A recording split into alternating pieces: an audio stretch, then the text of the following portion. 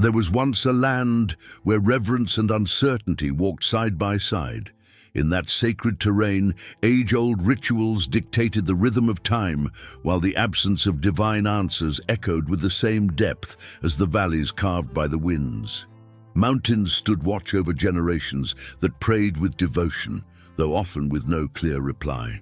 And in the quiet spaces between chants and offerings, a woman lived. Her name not yet spoken aloud in history, but her life would leave an imprint no one could foresee.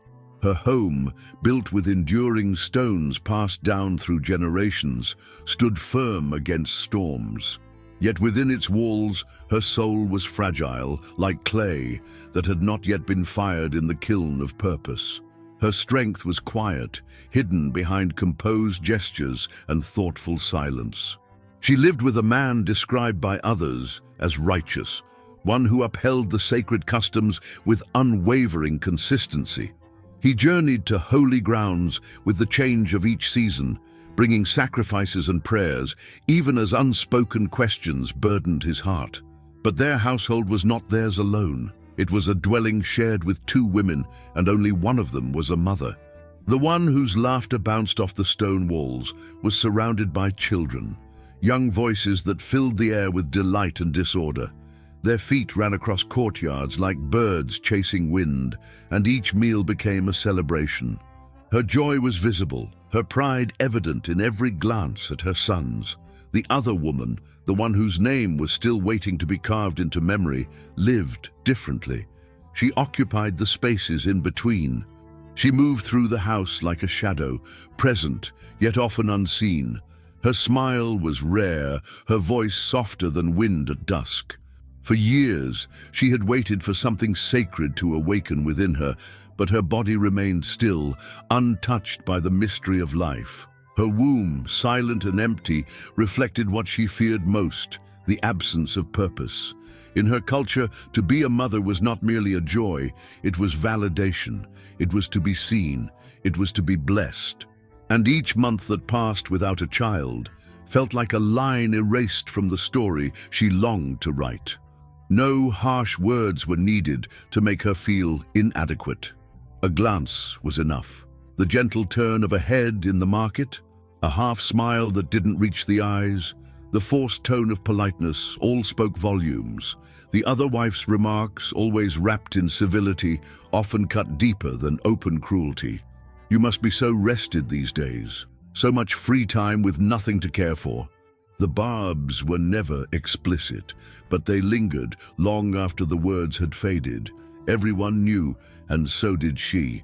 Every year, their family would make the sacred journey to a place of prayer. It was an ancient tradition, honored more from habit than understanding. Some pilgrims came in gratitude, others out of obligation. She came for both reasons and for something else, for the fragile ember of hope that refused to be extinguished. She didn't participate in the crowd's excitement. While others sang and danced, she stayed at the edges. She didn't follow the children running wild near the sacred walls. Instead, she stood under the shade of an old tree, her eyes tracing the lines of the temple, her heart whispering a plea it could not voice. Her prayers had long lost their words. Now only tears remained, pure, wordless offerings poured in silence.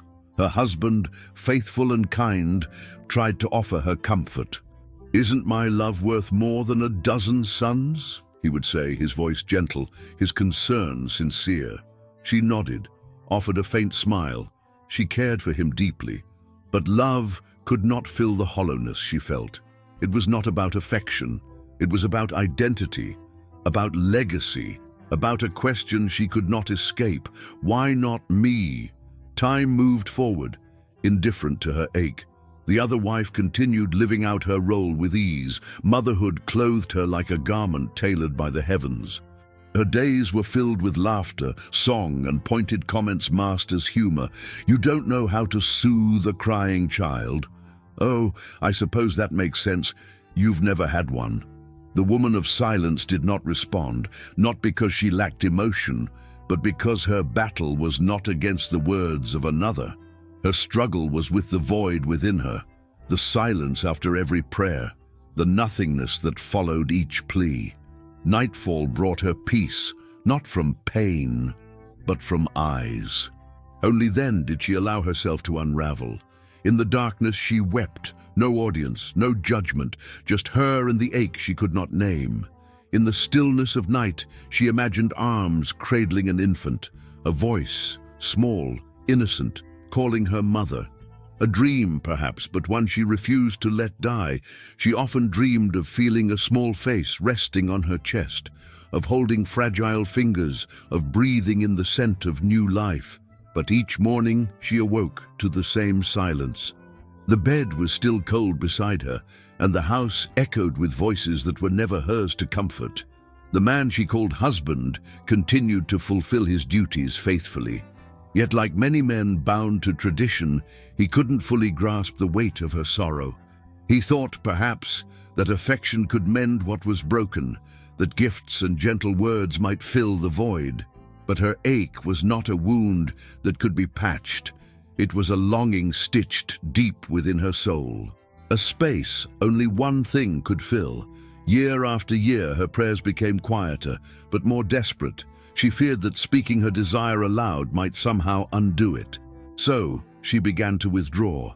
During festival days she found ways to disappear. The sound of women laughing with their children became too much. The smiles of neighbors, some filled with pity, others with unspoken judgment, felt like daggers.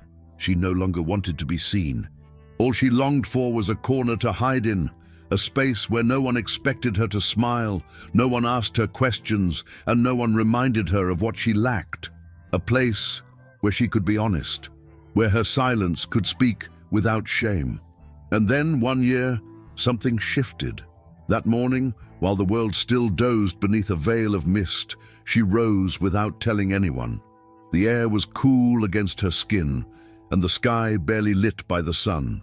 Quietly, she walked toward the sanctuary, the sacred place where generations had brought their offerings, their praises, and their secrets. But this time, she brought something different. She brought everything. No one followed her. No eyes noticed her departure.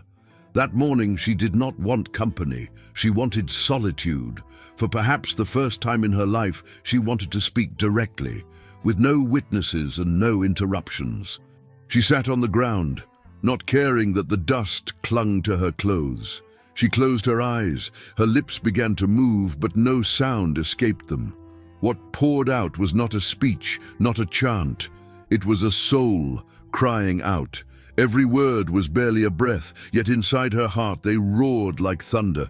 If you see me, if you remember me, if you still know I exist, give me a son. Not for myself. I will give him back. He will be yours. She didn't know if anyone was watching. She didn't care. In that moment, nothing else existed, just her and the God she had never stopped believing in. The world faded, the pain didn't, but for once, she didn't hide it. Yet the world did not fade completely. Someone was watching. A man in ceremonial robes stood nearby. He noticed the way her lips moved without sound, the emotion etched into her face, the tears trailing down her cheeks. He saw, but misunderstood. In a place meant for understanding, he assumed the worst. He walked toward her, interrupted her moment, and judged her. His voice was sharp. He accused her without compassion, as if her sorrow were sin. She looked up, startled, but instead of meeting his scorn with anger, she answered with honesty. Her voice was soft, but steady. She told him everything, her pain, her years of waiting, her vow. "There is no wine in my cup," she said, "only sorrow." And suddenly, he understood. She is not drunk, he thought. She is a woman of faith, with a heart broken open by prayer. His tone changed. His posture softened. His words became a blessing instead of a reprimand. And though he said little, what he spoke resonated. Something in his voice, perhaps divine, perhaps human, touched her. She rose from the ground, changed. Not because her plea had yet been granted, but because for the first time someone had truly heard her.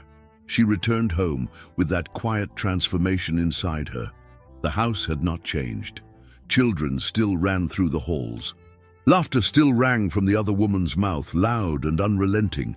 Each time a child cried out, "Mama!" her heart still winced, but it no longer shattered. Something was different. She didn't cry as before. She answered the pain not with tears, but with a calm silence. The kind of silence that holds a secret too sacred to share. By day, she fulfilled her duties with grace. She baked, she cleaned, she tended to her home. No one noticed anything unusual. But within her, the fire remained. A hope that no longer begged, a hope that waited, a hope born not from desperation, but from faith. The other wife saw it, and it unsettled her. Her taunts became sharper, more disguised. She mocked gently, almost sweetly. "Still praying so much? Maybe heaven has already answered, and you just didn't listen." But the woman didn't reply. Not with anger, not with sorrow. She simply looked away, because some prayers are too sacred to defend, and some battles are not fought with words. Her silence said more than any spoken defense ever could. It was her shield, her language, her quiet revolution. It spoke for her in moments when words would have only betrayed the depth of her truth.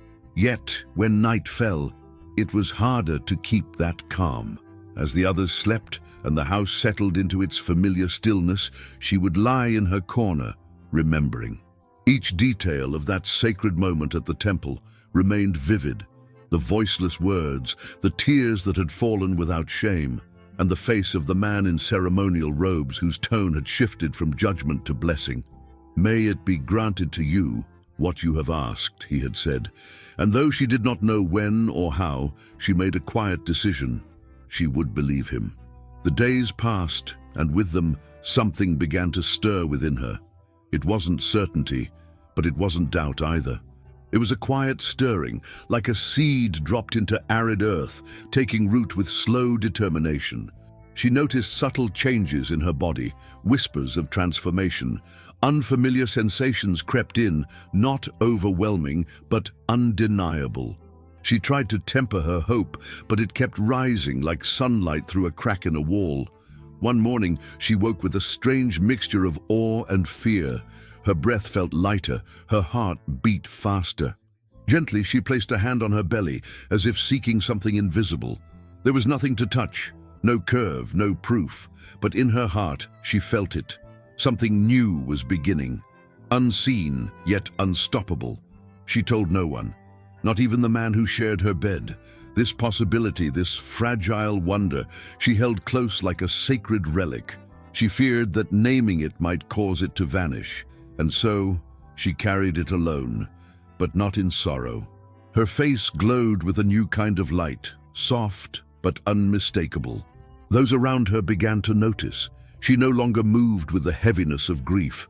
Her posture was straighter, her steps more assured. Her gaze held peace. Even the other woman in the house sensed something had shifted. She tried, as before, to needle her with sly words and subtle insults. But it was like throwing pebbles into a deep well. No sound returned, no reaction surfaced. What once broke her now passed through her, weightless. As the days went on, her body confirmed what her soul already knew. Life was growing inside her. Her once quiet womb had awakened. It didn't speak in sentences, but in rhythms and sensations. And with each sign, her faith deepened. She withdrew from the noise, not in bitterness, but in reverence. She wanted these days to be hers and God's alone. Sometimes at dawn, she would sit quietly and watch the sky change. She didn't pray. She didn't plead. She simply gave thanks. Each sunrise became a silent testimony that the heavens had not forgotten her. Her husband, curious about her calm, asked her one day, "What's changed in you? You seem so at peace." She offered nothing but a gentle smile. It wasn't time for explanations. There are mysteries that only time has the right to reveal. The months passed, and her body blossomed.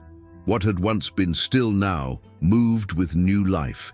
She began to hum gentle melodies, songs woven from gratitude, from memory, from hope.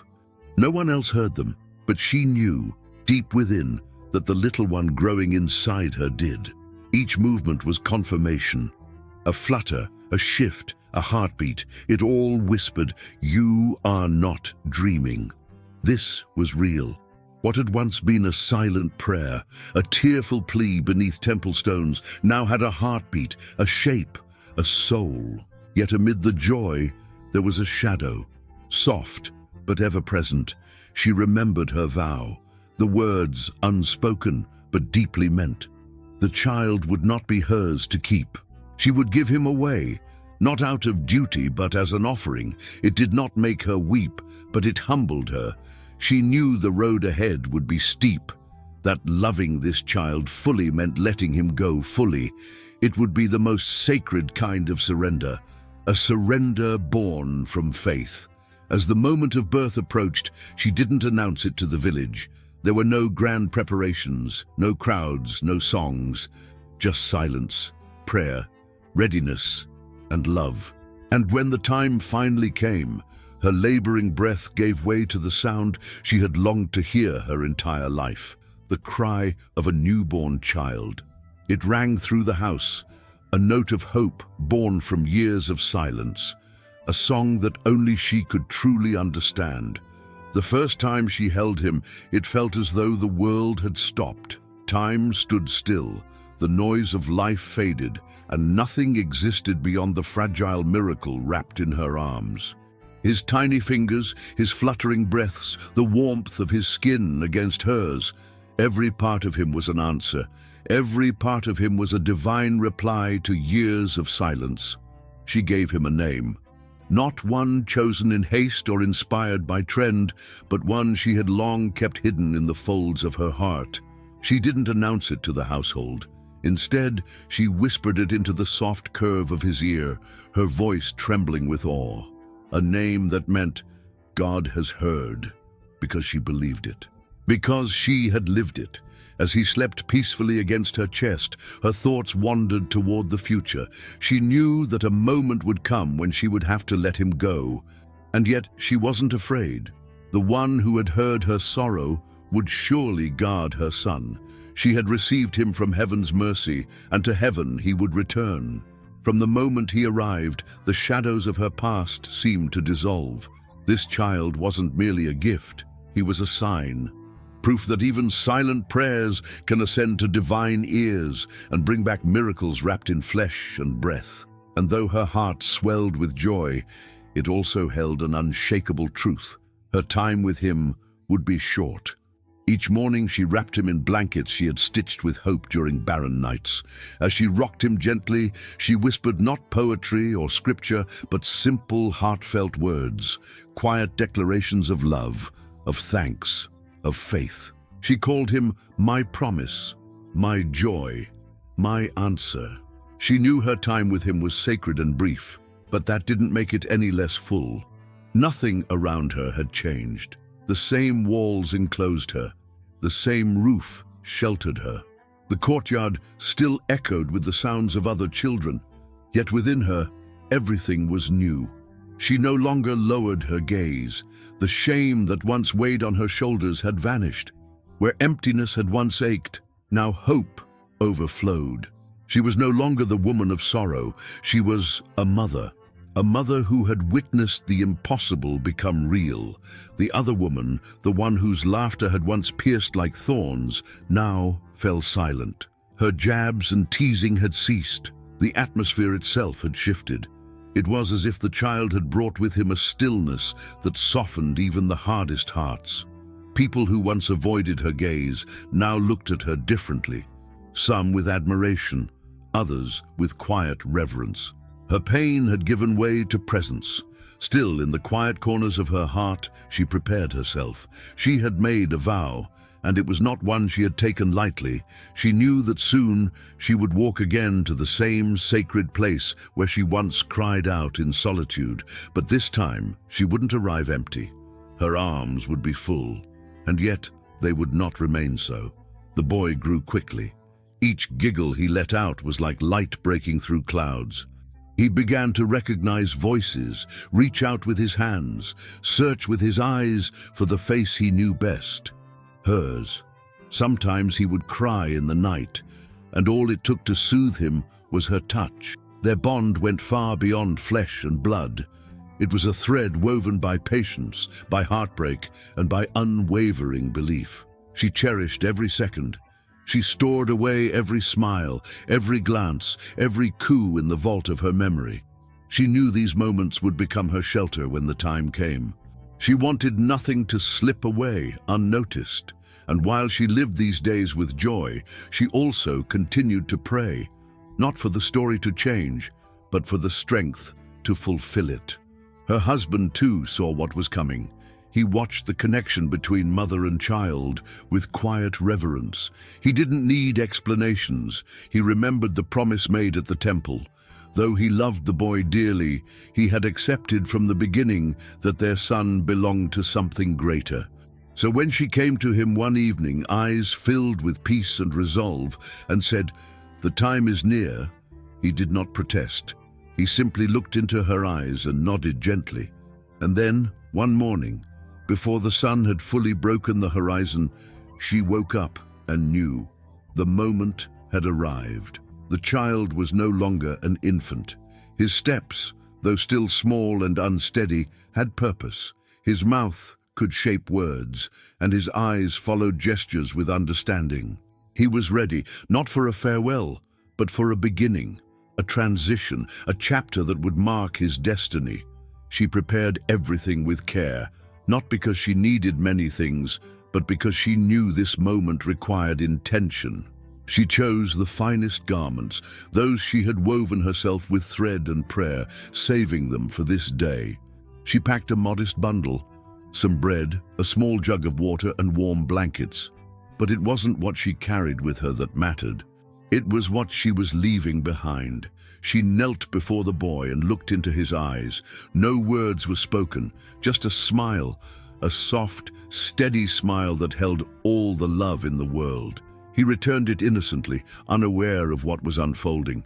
At her side, her husband joined her, and together, hand in hand with the child, they began their journey.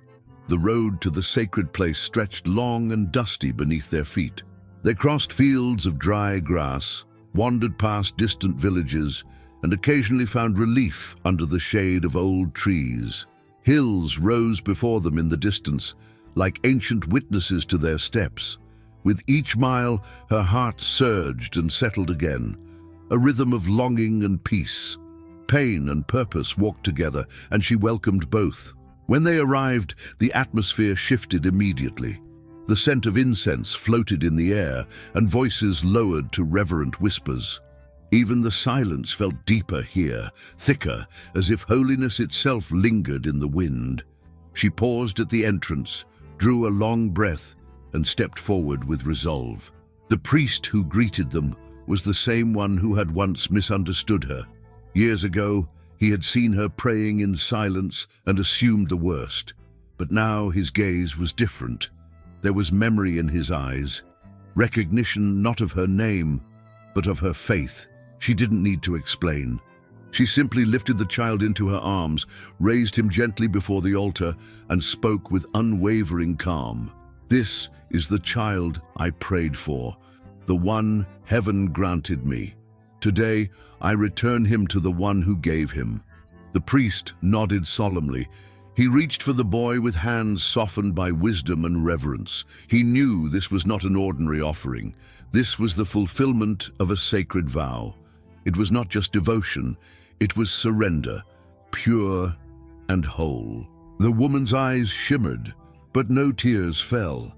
There was no trace of sorrow in her face, only strength. Because she understood now that true love is not about holding tightly, but about releasing fully when the time comes. It is not what we cling to that defines us. It is what we give away with love. Before turning to leave, she asked for a moment alone. She stepped aside, closed her eyes, and began to sing. It wasn't a lament.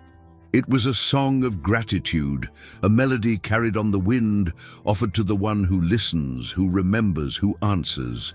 Her voice was soft but steady, and though no crowd had gathered, those nearby could feel something sacred moving through the air. Her song lingered in the silence long after her lips stopped moving. Then she kissed the child's forehead, brushed a final caress across his cheek, and turned to go. She did not look back, not because she didn't care, but because she had already given all she had, and she had given it freely. As they walked away, the child remained with the priest, his eyes wide and curious. He was no longer in his mother's arms, but he was not alone. He had been entrusted to something greater than comfort. He had been given over to purpose, and in the woman's heart there was no emptiness. There was peace. The child's voice no longer stumbled with baby sounds. His steps grew more confident, his gaze more alert. Though still small, his bearing hinted at a wisdom beyond his years, and the woman, who had once waited in silence and wept alone, now watched him with a quiet, profound love. A quiet storm stirred within her. How do you release the one you love most? How do you part with the answer to your deepest prayer? But how could she not when that very love was born out of a promise? Each smile from him pierced her heart gently. When he ran to embrace her, or laughed at the simplest joys, or fell asleep cradled in her arms, she would stroke his hair and whisper in her mind, "You were given from above, and to above you shall return." In the days that followed, she began the preparation, not of clothes or provisions, but of her heart, and not with grief, but with quiet resolve. She knew that a vow born of faith must never be broken. Years ago, her heart had made a promise to give back what heaven had graciously given. And though the bond between mother and child was unshakable, deeper still was the conviction rooted in her soul. She had vowed to surrender him to a greater calling, and now the moment had come to fulfill it. With deliberate care, she chose the garments he would wear, not everyday clothes, but a special outfit, one she had sewn herself with quiet dedication. Every stitch was a silent prayer. Every thread carried a blessing. It was more than fabric. It was a mantle of invisible protection, woven in love, to surround him even in her absence. This walk to the sacred place was unlike the last. Before, she had journeyed alone, bearing only her grief. Now, her hand held that of her son, but her heart was divided between love and release. Her husband walked beside them once more, his presence steady, his silence filled with understanding. The road felt longer. Each bend, each stone, each tree triggered memories. She recalled the quiet whisper of her desperate plea, the skeptical gaze of the priest, the moment she received the blessing that changed everything. The past echoed with every step, but this time there was no hesitation, only resolve. When they reached the sanctuary, the air was different, still sacred. There were no songs, no crowds, just a profound, expectant silence, as though the very walls understood the weight of what was to come. She paused and looked at her son. He was playing with a twig he had picked up from the ground, blissfully unaware of the depth of the moment. She smiled at him softly, tenderly, and then looked up as the man in ceremonial robes approached. The same man. He recognized her immediately.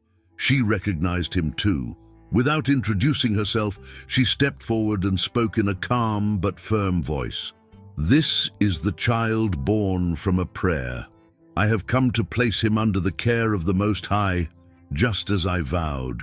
The priest nodded. No grand speeches were exchanged. They weren't needed. The moment itself carried more meaning than words ever could. She presented the child with no spectacle, only with sincerity, with surrender. Then she knelt, not to plead, not to ask, but to give thanks. She didn't beg for protection or favor. She didn't make another promise. She simply offered gratitude for being heard, for being chosen, for being given the strength to let go of what she treasured most. Before leaving, she turned to her son. She embraced him, holding him long and close. Then she leaned in and whispered something into his ear. It wasn't goodbye. It was a quiet affirmation. "You are where you were always meant to be." Then she rose, took a step back, and walked away. She didn't look back. Not out of coldness, but out of conviction. She knew that if she hesitated, her heart might beg her to stay, and she could not afford doubt. Not now. As she departed, the child looked around with curiosity. He didn't cry. He didn't reach out for his mother. Instead, he seemed unusually calm. Though he could not yet understand the meaning of what was happening, something in his spirit seemed to sense it. He was not afraid. He was stepping into something destined. Back home, the mother did not collapse into sorrow. She resumed her life with quiet dignity, not because she felt no pain, but because her faith was larger than her loss. Each time she kneaded bread, each time she watered the garden, her thoughts wandered to him, not with tears, but with pride. She imagined him walking through the temple courtyards, listening to sacred teachings, learning to speak the ancient words. She could almost hear his young voice repeating verses, and each night before sleep she closed her eyes and whispered, not a request, but a declaration. Thank you for choosing me.